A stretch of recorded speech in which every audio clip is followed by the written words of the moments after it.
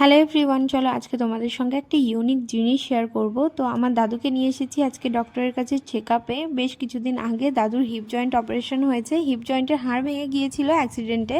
তারপর hip joint operation করার পর যে রেগুলার চেকআপ থাকে, সেই রেগুলার চেকআপে আজকে নিয়ে আসা হয়েছে। এখানে এই ক্যালসিয়াম টেস্ট, এই মেশিনটা দিয়ে শরীরে কত পার্সেন্ট ক্যালসিয়াম আছে সেটা কিন্তু বোঝা যাবে। তো ডক্টর রুমে ঢোকার আগেই প্রত্যেকটা পেশেন্টকে এখানে ক্যালসিয়াম টেস্ট করিয়ে নেওয়া হচ্ছে। তো কিছুই না, পায়ে ফার্স্টে জেল লাগিয়ে নিয়ে তারপরে এই মেশিনটার মধ্যে পাটা এমনভাবে রাখতে হচ্ছে। তারপরে এই মেশিনটার সাথে ফোন কানেক্টেড, ফোনে দেখিয়ে দিচ্ছে যে শরীরে কত পার্সেন্ট ক্যালসিয়াম আছে। সেই অনুযায়ী এই রিপোর্ট কার্ডটা রেডি করে দিচ্ছে এই দাদা।